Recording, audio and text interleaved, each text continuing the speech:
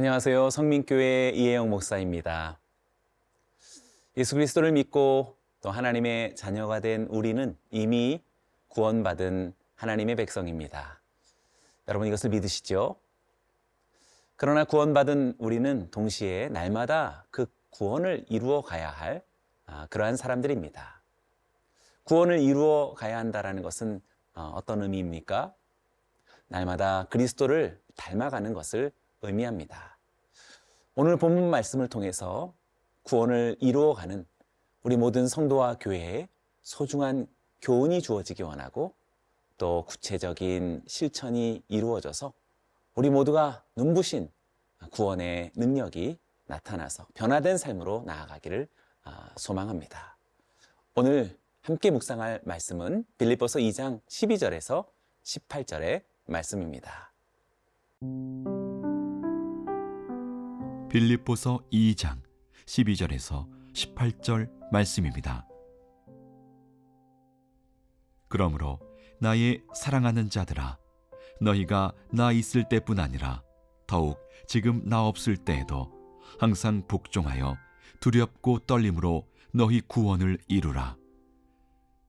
너희 안에서 행하시는 이는 하나님이시니 자기의 기쁘신 뜻을 위하여 너희에게 소원을 두고 행하게 하시나니 모든 일을 원망과 시비가 없이 하라.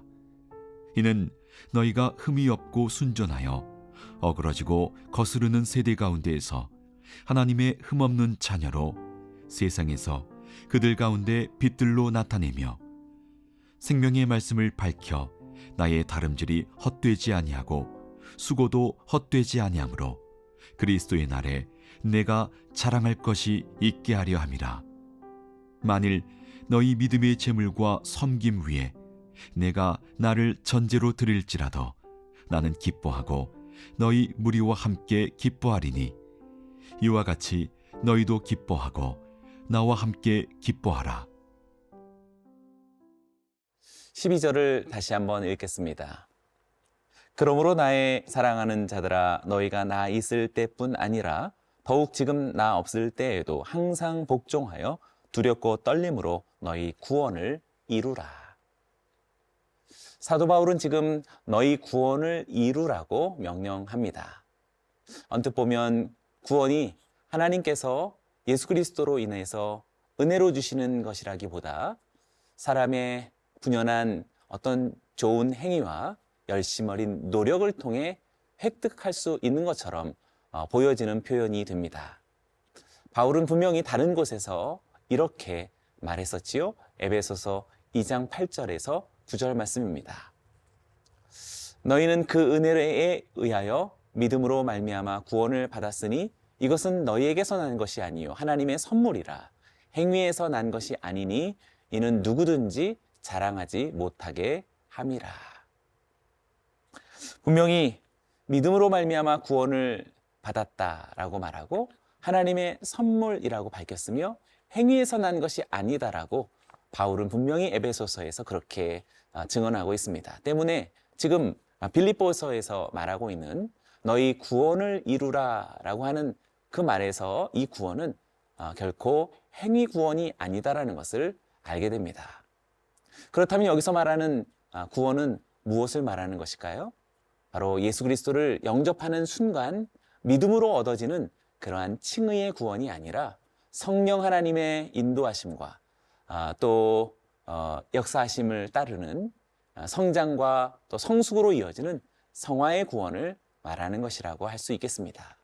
다시 말해서 구원을 이루라라고 하는 이 말은 예수 그리스도를 믿음으로 얻게 되어진 죄사함과 새로운 생명과 하나님의 자녀가 되어진 그 권세로서 이 놀라운 구원이 삶에서 실제로 역사하고 나타나고 드러날 수 있도록 힘쓰라라고 하는 그러한 명령이 되겠습니다. 그럼에도 불구하고 혹시 여기서 이렇게 힘쓰라라고 하는 이 말조차 사람의 행위와 또 사람의 어떤 대단한 노력을 요구하는 것은 아닌가라고 생각할 수 있지 않을까요? 그럴 수 있겠지만 사실 그렇지 않습니다. 왜냐하면 바로 다음 구절에서 그 이유를 설명하고 있기 때문에 그렇습니다. 13절을 같이 읽어보시죠. 너희 안에서 행하시는 이는 하나님이시니 자기의 기쁘신 뜻을 위하여 너희에게 소원을 두고 행하게 하시나니. 분명히 너희 안에서 행하시는 이가 하나님이시다라고 밝히고, 나아가서 자기의 기쁘신 뜻을 위해서 너희에게 소원을 두고 행하게 하신다라고 밝히고 있습니다. 정말 이 구절은 우리의 구원에 있어서 하나님의 전적인 주도권을 강조하는 그러한 구절이라고 말할 수 있겠습니다. 교회와 성도가 두렵고 떨림으로 구원을 이루어 가야 하는 그 이유는 그들 안에서 하나님께서 거하셔서 그의 기뻐하시는 뜻을 위해서 소원을 두고 행하게 하시기 때문이다라고 하는 그런 의미가 되겠습니다. 그러니 동력도 하나님이시요 의지도 하나님이시다라는 것을 우리는 여기서 발견하게 됩니다. 다만 하나님께서는 당신의 자녀들을 통해서 자신의 일을 그렇게 이루어 가시되 강압적으로 그렇게 강요하거나 시키는 것이 아닙니다. 먼저 마음속에 자원함의 결심을 품을 수 있도록 하시고, 또 여기에 자발적으로 그 일들을 행동하게 하신다라는 그러한 신비로움이 오늘 이 구절에서 발견하게 됩니다. 성령 하나님은 구원의 도상에 있는 성도들 중에서 하나님의 뜻을 행하고자 하는 바로 그러한 거룩한 의지를 불러일으키시는 분이시지요. 그래서 성도들로 하여금 그의 역사를 자발적으로 이루어가게 하시는 그런 하나님이십니다. 로마서 8장 9절 말씀은 만일 너희 속에 하나님의 영이 거하시면 너희가 육신에 있지 아니하고 영에 있나니 누구든지 그리스도의 영이 없으면 그리스도의 사람이 아니라 라고 밝히고 있어서 우리 모두가 하나님의 성령에 의해서 그리스도의 사람이 되었음을 밝히고 있는 것입니다. 때문에 지금 사도 바울이 구원을 이루라 라고 하는 그 명령은 성령님께서 너희 안에서 구원을 완성해 가시도록 성령님께 자기 자신을 전적으로 맡기고 그 인도하심을 따를 것을 요구하는 그런 명령이라고 이해할 수 있겠습니다. 사랑하는 성도들이여, 성령의 충만을 받으십시오.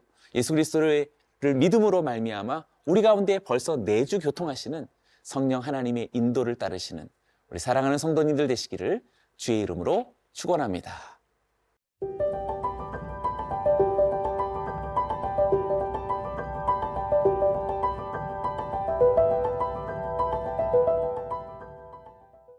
사도 바울은 구원을 이루는 삶, 성령님의 인도하심을 따르는 그러한 거룩한 변화의 과정에서 이제 어떤 자세로 살아야 할지 구체적으로 언급합니다. 14절을 읽어봅니다. 모든 일을 원망과 시비가 없이 하라. 짧은 구절이지만 구원을 이루어가는 삶에 있어서 또 성령님의 인도하심을 따르는 삶에 있어서 매우 중요한 두 가지를 우리 모두는 부정하고 그것으로부터 떠나야 하겠습니다. 원망과 시비입니다. 원망은 불평을 품고 수군거리는 그런 뜻을 갖고 있습니다. 이스라엘 백성들이 광야에서 하나님께 불순종하던 것을 생각한다면 바로 그 표현이 바로 원망이 되겠습니다. 시비란 논쟁하거나 또 의심하다라는 그런 뜻을 갖습니다. 불평으로부터 시작해서 그것으로 인해서 멈추어진, 정체되어진 그 마음은 이내 분쟁의 자리까지 가게 되는 경우를 우리는 흔히 만나게 됩니다.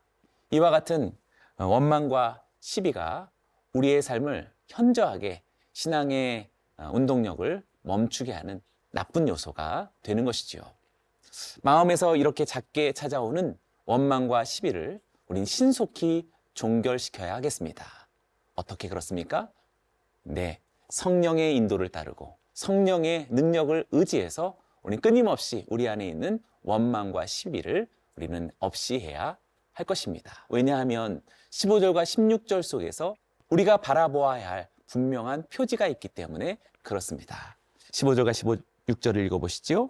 이는 너희가 흠이 없고 순전하여 어그러지고 거스리는 세대 가운데서 하나님의 흠 없는 자녀로 세상에서 그들 가운데 빛들로 나타내며 생명의 말씀을 밝혀 나의 다름질이 헛되지 아니하고 수고도 헛되지 아니하므로 그리스도의 날에 내가 자랑할 것이 있게 하려 함이라.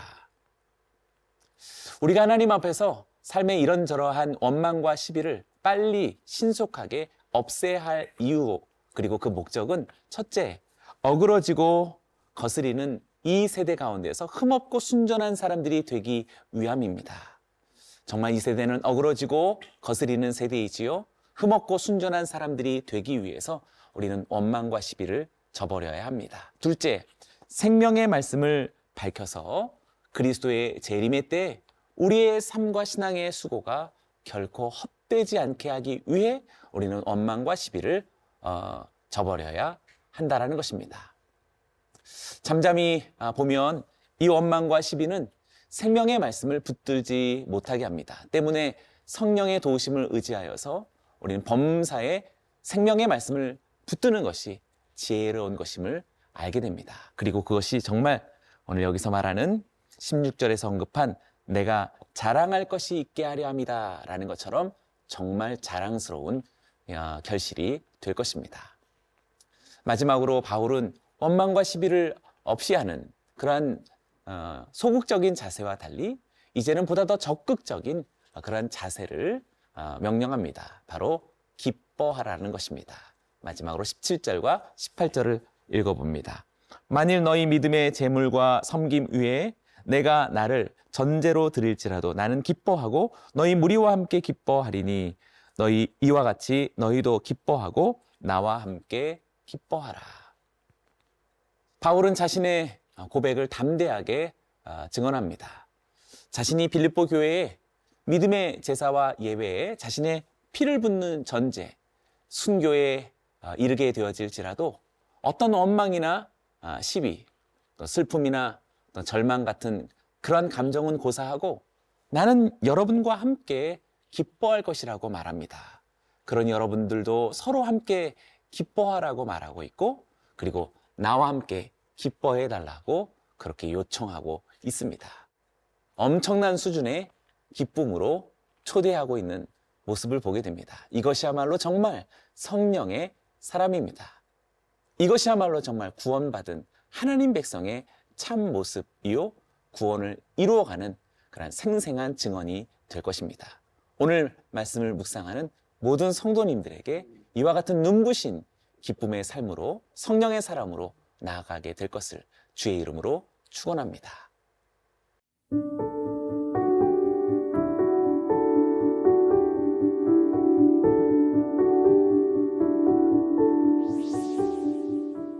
살아계신 하나님 아버지, 항상 복종하여 두렵고 떨림으로 주께서 우리에게 주신 구원을 계속해서 이루어가게 하여 주옵소서.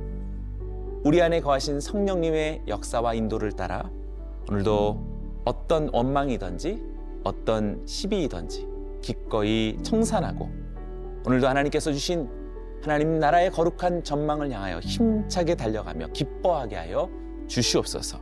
그러한 우리 모든 성도들의 삶 속에 위대한 구원의 능력이 나타나게 하여 주옵소서.